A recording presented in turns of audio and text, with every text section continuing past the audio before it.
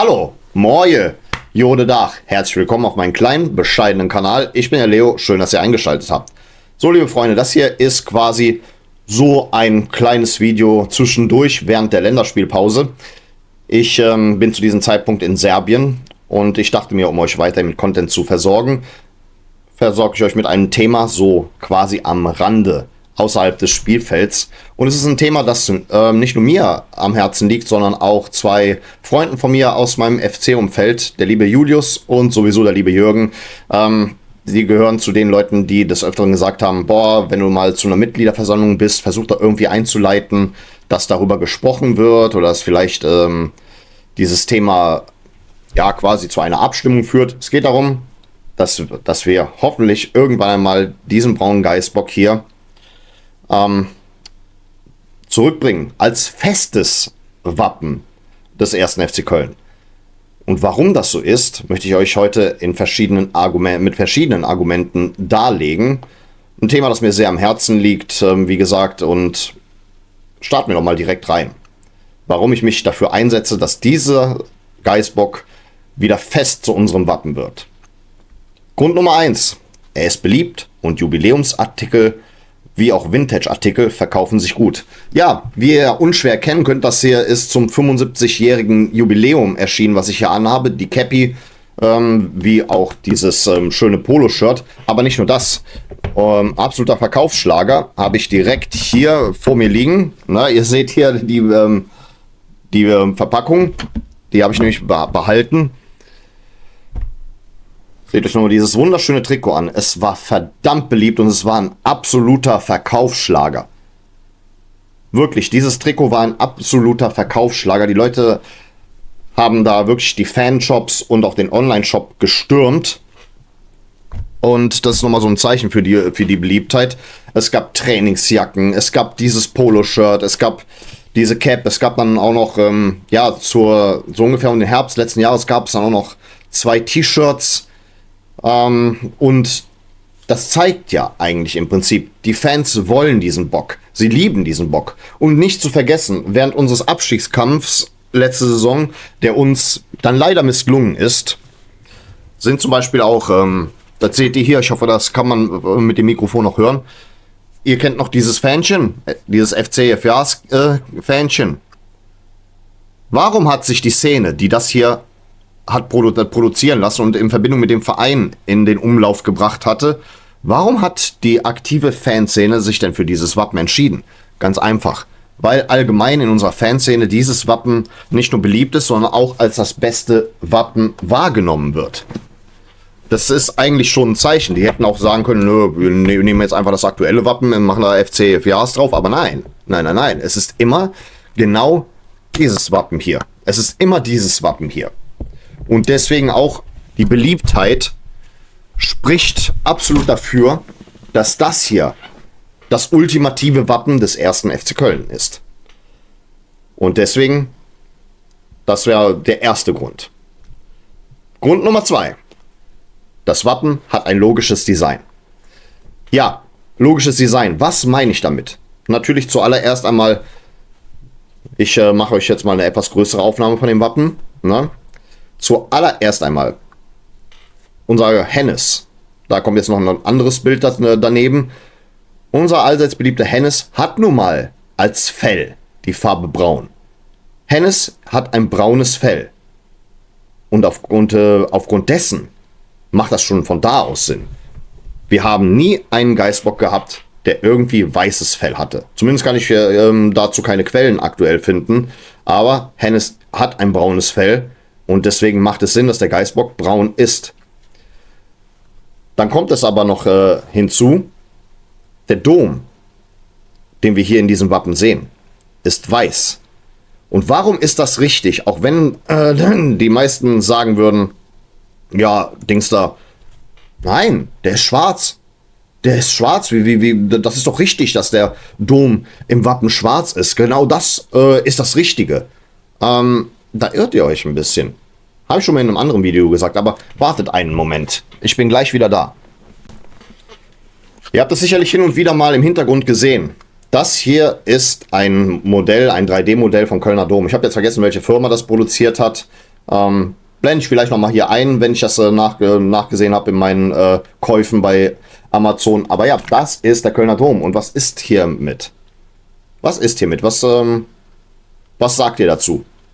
Ja, dieses Baumaterial, ich weiß nicht, ich bin jetzt hier kein Experte, was das angeht.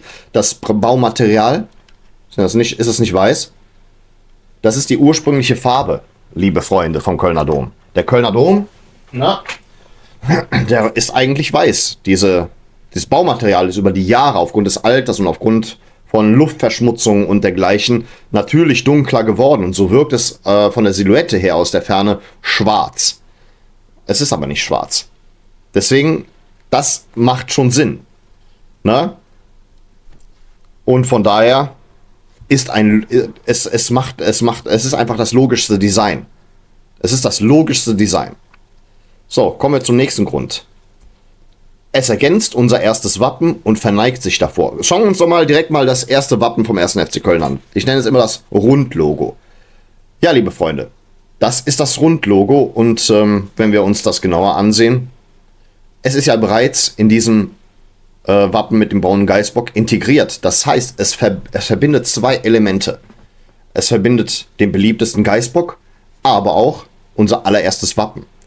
Es ergibt dann eine Symbiose so quasi. Es verneigt sich somit noch quasi vor dem allerersten Wappen des 1. FC Köln. Und somit könnten wir etwas zurückbringen, das noch geschichtsträchtiger ist als alles, was wir bisher hatten. Okay, wir hatten es ja, aber dann haben wir es halt abgeschafft irgendwann mal. Das war zur Winterpause 93, 94. Ja. Und deswegen einfach aufgrund dieser perfekten Vintage- und Geschichtssymbiose macht es Sinn. Es macht Sinn, dieses Wappen wieder einzuführen. Kommen wir dann damit direkt zum nächsten Grund. Der weiße Bock ist ein Seuchenbock.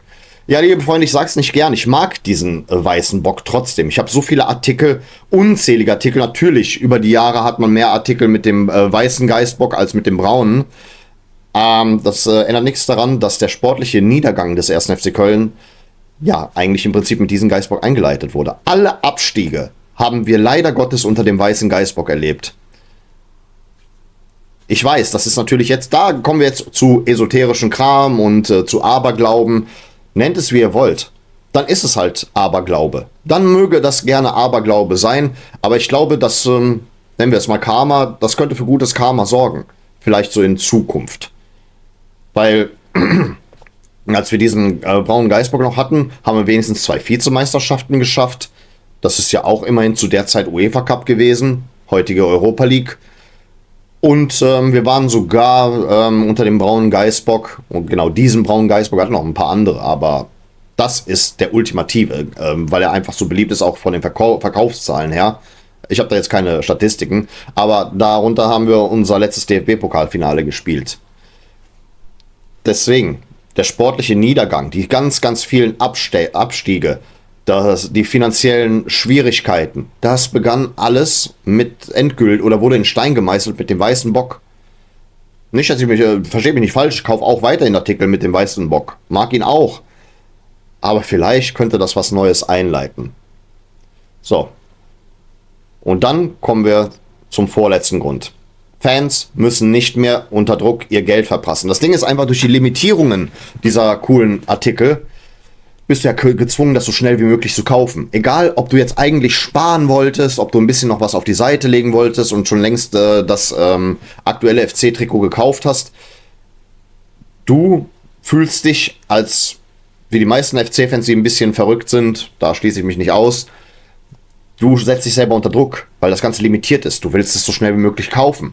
Ich meine, okay, bei der letzten Jubiläumsaktion war es nicht so extrem, aber zum Beispiel das vorletzte Jubiläumstrikot, eigentlich das allererste richtige Jubiläumstrikot mit einem braunen Geißbock. Das Design gefiel mir nicht allzu sehr, aber das ist gemeint. Das war so schnell weg. Und das kriegst du jetzt wirklich auf Kleinanzeigen und auf eBay leider nicht unter 70 Euro. Und das ist trotzdem viel. Ich glaube, ich habe für meins, ich habe das zweimal nochmal nachgekauft. Ja, auch so. Ich will nicht sagen, wie viel Geld, aber ich habe dafür deutlich mehr als 70 Euro ausgegeben. Und damit wäre diese Limitierung vorbei. Das ist ja auch ein bisschen Respekt vor den Fans. Es ist ja Tatsache, dass dieses Wappen das beliebteste ist. Das kann man als Tatsache ruhig sehen, weil die Fans dem Shop die Türen einlaufen. Und deswegen, warum sollte man ständig mit den Gefühlen der Fans spielen? Warum sollte man sie ständig unter Druck setzen? Wenn du es immer da hast, dann wird sich das ja noch mehr verkaufen. Es wird sich noch mehr verkaufen, weil es ist ja ständig da. Du könntest noch deutlich mehr Artikel verkaufen, wenn du diesen Braun Geissbock dauerhaft in dein Sortiment aufnimmst. Und natürlich wäre es ja auch nicht verboten, mal hin und wieder Artikel dann mit dem Weißen rauszubringen. Aber so fürs dauerhaft aufs Trikot, es sieht erstens schöner aus und zweitens würde man den Fans damit einen Gefallen tun. Ja, das wären die ganzen Gründe und was erhoffe ich mir denn von diesem Video? Keine Ahnung, ich bin zu klein als Kanal. Also viral wird die ganze Geschichte sowieso nicht gehen. Das bezweifle ich. Ich meine, es ist ja schön, eine dreistellige Zahl an Followern zu haben, aber natürlich kannst du damit nicht viel erreichen. Da muss schon in die Tausender bis in die Millionen gehen. Aber ich möchte euch bitten, dieses Video dann anschließend so oft wie möglich zu teilen, damit es vielleicht irgendwie an den ersten FC Köln rangerät. Und was ich damit nicht einleiten will mit diesem Video, ist, dass das tatsächlich abgeschafft wird, also der weiße Bock, sondern direkt der braune eingeführt wird. Nein, ich möchte, dass es wie beim VfB Stuttgart abläuft. Der VfB Stuttgart hatte ja jahrelang also dieses Wappen hier. Und dann haben die Fans bei einer Mitgliederabstimmung dafür gesorgt, dass ihr altes Wappen wieder eingeführt wird. Und das möchte ich irgendwie, dass irgendwie bei einer Mitgliederversammlung eingeleitet wird, dass wir Fans die Chance bekommen, darüber abzustimmen, ob wir dieses Wappen endgültig und für immer und ewig und für alle Zeiten wieder einführen. Das erhoffe ich mir. Und natürlich habe ich auch einen Kompromissvorschlag für weitere Jubiläumsartikel. Weil ja, man kann immer noch zu einem Jubiläum einen Artikel rausbringen, ein besonderes Trikot. Ich habe da mal ein bisschen herumgebastelt. Unser aktuelles Trikot habe ich jetzt mit diesem Wappen versehen. Das Rundlogo. Ich kann keine Quellen finden, dass wir hatten ja ab 1952 den Hennes in unserem Wappen drin, weil weil unsere Mannschaft damals von einem Zirkus den geschenkt bekommen hat. Deswegen haben wir den Geissbock als Maskottchen. Und also das ist jetzt nur für diejenigen, die hier vorbeischauen, keine FC-Fans sind, damit ihr euch freut, damit ihr wisst, warum wir überhaupt einen Geissbock im Wappen drin haben. Ist immer so ein kleiner Exkurs hier. Jedenfalls, ich kann keine Quellen finden, dass wir mit dem Rundlogo aufgelaufen sind. Aufgewachsen, ja. Den Versprecher lasse ich trotzdem drin, das lohnt sich nicht wegzuschneiden. Das wär's doch mal. Trikots mit dem Rundlogo. Weil es ist ja auch sehr beliebt. Vor allen Dingen bei der aktiven Fanszene. Sehr viele von der aktiven Fanszene bringen T-Shirts mit diesem Rundlogo raus und ja, damit würde man den Leuten eine Gelegenheit bieten, vielleicht auch mal damit aufzulaufen. Zum Jubiläum im Rundlogo für immer und ewig auf dem Feld mit dem braunen Geissbock. Das ist das, was ich mir hoffe. Ja, ich hoffe, ihr könnt was mit dem Video anfangen. Ich hoffe, ihr hattet euren Spaß und wurdet relativ gut unterhalten. Wie gesagt, das hier möge dann so mein kleines Special zur Länderspielpause sein. Kommt online, während ich in Serbien bin, wo ich aber trotzdem weiterhin hoffentlich Content zu der Zeit produziert habe. Aber das möge es dann an der Stelle für heute gewesen sein. Wie gesagt, das Einzige, was ich euch bitte, ihr seid nicht gezwungen hier, ihr könnt gerne liken, teilen, subscriben, also beziehungsweise abonnieren.